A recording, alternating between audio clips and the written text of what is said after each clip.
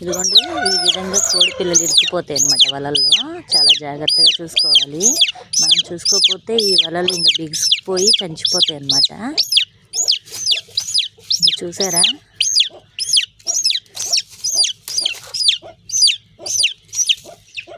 చూసారా ఎంత హ్యాపీగా? అదే చూడకపోతే ఇంకా చచ్చిపోతాయి. అది రెక్కలు కూడా చూసారా ఎలాగ కిందకి వచ్చేసాయో? ఆ వలలో తగులుకుంటే అంతేను.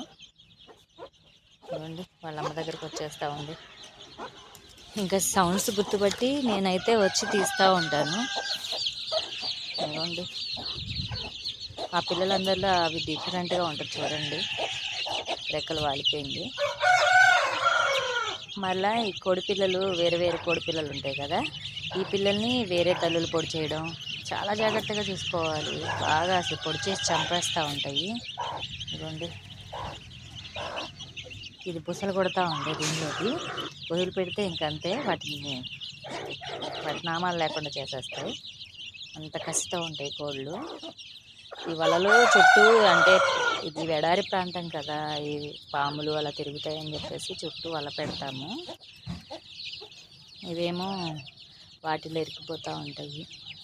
ఈసారి ఇది మొత్తం వల బయట పెట్టేసి లోపల పచ్చగుడ్డ ఎలాగో చెయ్యాలి, కోడులు అయితే బయటకు వెళ్ళకోకుండా.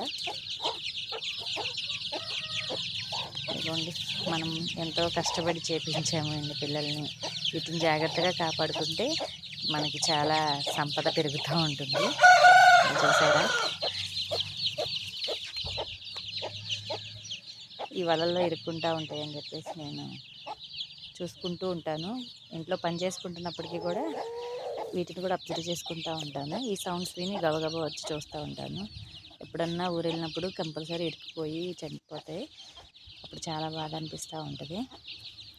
ఇదిగోండి, ఈ చెట్ల కింద చల్లగా కొబ్బరి చెట్లు ఉన్నాయి కదా, చల్లగా ఎండాకాలం కూడా చాలా బాగుంటుంది.